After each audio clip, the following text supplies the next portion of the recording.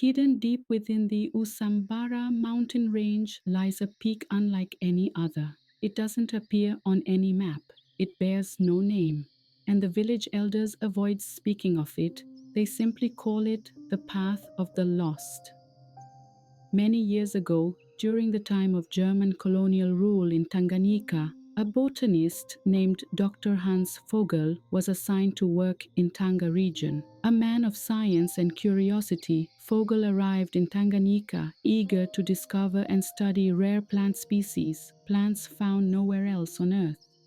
Soon he became fascinated by local tales of a mythical flower said to reveal all time, past, present, and future to anyone who looked at it.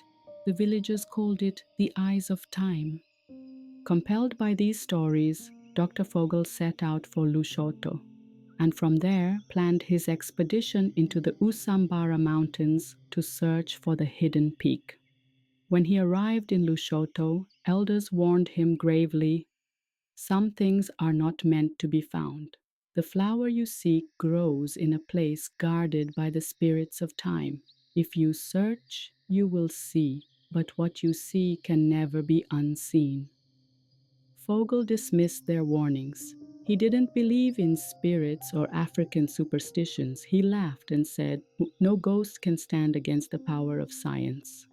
A few days later, Vogel set off with two local mountain guides, strong young men from the Lushoto area, yet even they were uneasy as they journeyed on, hesitating with every step. By the second day, the fog thickened unnaturally. Their watches stopped keeping time, compasses spun aimlessly. Nightfall came suddenly, without any warning. On the third day, the guides refused to continue. They said they heard voices calling their names from deep within the forest. Vogel continues alone. That evening, he scribbled in his notebook, "There are whispers in the dark." I heard the word Zukunft, which in German means future. On the fifth day, just before dawn, a figure stumbled out of the forest. It was Dr. Vogel, barefoot, bleeding from the face, dazed, but he didn't recognize anyone around him. In a trembling voice that wasn't quite his own, he asked, "What year is it? What year?" His notebook was filled with strange drawings, faceless figures, clocks that didn't tick, and weird circles. One elder who read the notes said softly, "He didn't just see the flower, he saw time, and time saw him too."